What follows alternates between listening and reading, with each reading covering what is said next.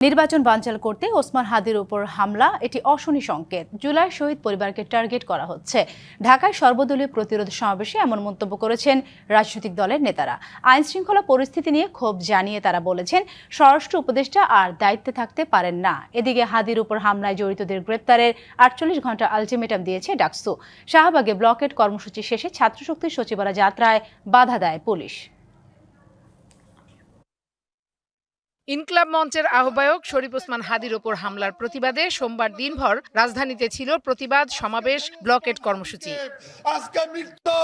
বিকালে কেন্দ্রীয় শহীদ মিনারে সর্বদলীয় প্রতিরোধ সমাবেশে যোগ দেন বিভিন্ন রাজনৈতিক দল, সামাজিক ও সাংস্কৃতিক সংগঠনের নেতাকর্মীরা। হাদির ওপর হামলায় জড়িতদের দ্রুত বিচারের মুখোমুখি করার দাবি তাদের। প্রধান নির্বাচন কমিশনারের বক্তব্যেরও সমালোচনা করেন তারা। আমাদের ভারতের বিরুদ্ধে একটি পার্শ্ববর্তী দেশ বলার কোনো সুযোগ নাই।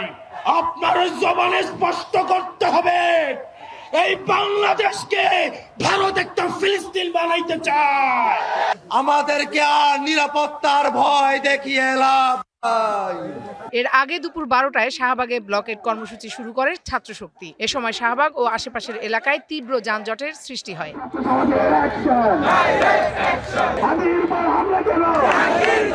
তাদের অভিযোগ, স্বরাষ্ট্র উপদেষ্টার ব্যর্থতার জন্য হাদির ওপর হামলাকারীদের এখনো ধরা যায়নি। নতুন এবং ফিরে আসা গ্রাহকদের জন্য নগদে চলছে ক্যাশব্যাক সহ প্রতিদিন হাজারো উপহার জেতার সুযোগ। হবে আশা আর ফেরা, সারপ্রাইজ সেরা। শাহবাগ থেকে সচিবালয় যাওয়ার পথে শিক্ষা ভবনের সামনে তাদের আটকে দেয় পুলিশ।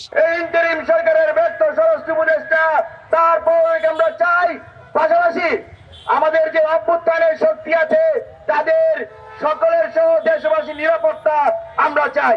আমার ভাই মৃত্যুর সাথে পাঞ্জা লড়ে আর সন্ত্রাসীরা ভারতে পালিয়ে যায়।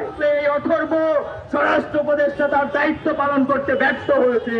এরকম অথর্ব উপদেষ্টার প্রয়োজনীয়তা বাংলাদেশের মানুষের নাই।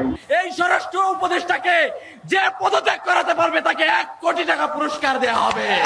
এদিন সচিবালয়ে স্বরাষ্ট্র উপদেষ্টার সাথে 14 সদস্যের একটি প্রতিনিধি দল নিয়ে বৈঠক করেন ডাকসুর ভিপি সাদিক কায়েম। এ সময় 3 দফা দাবিতে সরকারকে আলটিমেটাম দেন তিনি। যে 3 দফা দিয়েছি, এই 3 দফা যদি দ্রুত সময়ের মধ্যে আমরা যদি এটা কার্যকর ব্যবস্থা দেখতে না পারি, স্বরাষ্ট্র উপদেষ্টা, আইন উপদেষ্টা এবং পররাষ্ট্র উপদেষ্টাকে পদত্যাগ করতে হবে। দিল্লির সাথে আমাদের যে পররাষ্ট্র মন্ত্রণালয় আছে, পররাষ্ট্র মন্ত্রণালয়ের কূটনৈতিকভাবে তাদের বিরুদ্ধে আমাদের যে সম্পর্ক সেটাকে পুনর্বিবেচনা করতে হবে। Farhana Juthi, DBC news, Dhaka.